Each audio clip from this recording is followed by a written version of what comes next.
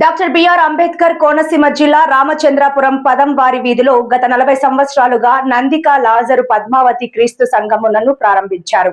Church of Christ సంఘమును దినదినాము దాన్ని అభివృద్ధి పరిచి ఎంతో మంది సేవకులను, ఎంతో మంది విశ్వాసులను క్రీస్తు వైపు నడిపిస్తున్న వారి కుమారుడైన నందిక ప్రసాద్, పద్మకుమారి ఇరువురు కలిసి దేవుని సువార్తను ప్రకటిస్తున్నారు.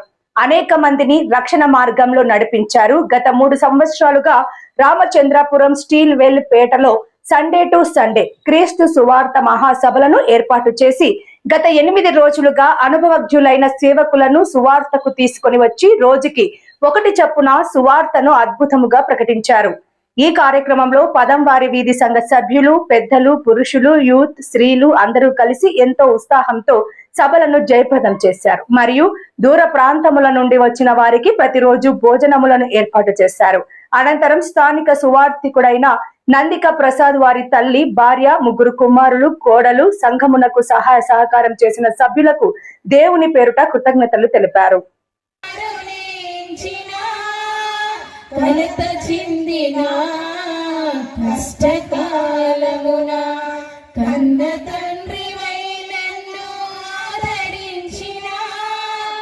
కలుషమునాలో కానవచ్చిన కాదనగా నన్ను కరుణించిన దేవా నీకే స్తోత్రము, కాపాడిన దేవా నీకే స్తోత్రము, కరుణించిన దేవా. అలా వందలేదు, చూడండి ఒకసారి. ఇతడు వడ్లవాని కుమారుడు కాడా? ఇతని తల్లి పేరు మరి కాదా? యాకోబు, యేసేపు, సీమోను, యోదా అనువారు ఇతని సోదరులు కారా? చూడండి, ఇక్కడ మీరు గమనించినట్లయితే ఇతని అంటే యేసుక్రీస్తు ప్రభు వారి యొక్క బయోడేటాని, ఆయన ఐడెంటిటీని మనకు చూపిస్తున్నాను ఇక్కడ. ఎందుకనంటే ఈరోజు చాలా మంది నమ్మే ఒక అసత్యం ఏంటనంటే యేసుక్రీస్తు ప్రభు వారి తర్వాత మరియ గారికి ఎవరు లేరని, పిల్లలు లేరని. కానీ బైబిల్ ఎక్కడా కూడా అది చెప్పట్లేదు. యేసుక్రీస్తు ప్రభు వారు పుట్టుక సెపరేట్, ఆయన పరిశుద్ధాత్మ ద్వారా పుట్టినవాడు. అయితే ఆయన తర్వాత ఆయనకు సహోదరులు, సహోదరులు అని పిలువబడిన వారు మాత్రం యేసేపు, మరియల ద్వారా పుట్టబడిన వారు.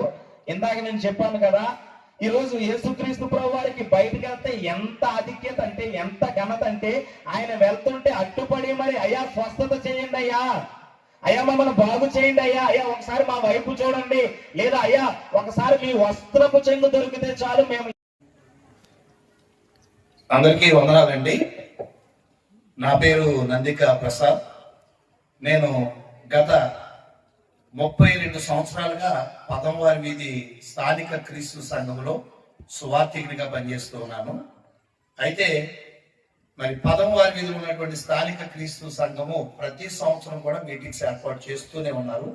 అయితే ఈ 2026లో మరి సండే టు సండే మీటింగ్స్ 3వ వార్షికోత్సవాన్ని ఘనంగా మరి శ్రీవెల్లిపేట ప్రాంతంలో మరి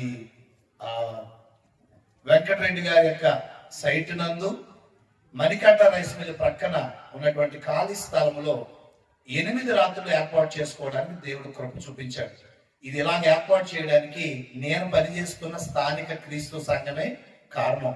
వారెంతో ధనాన్ని ఖర్చు పెట్టి దేవుని గూర్చినటువంటి సమాచారం అందరికీ తెలియాలని, క్రీస్తు ప్రేమ అందరికీ వెల్లడవాలని, ఆయన ద్వారా ప్రతి వారు రక్షించబడాలని ఉద్దేశంతో ఈ మీటింగ్స్ ను ఏర్పాటు చేశారు.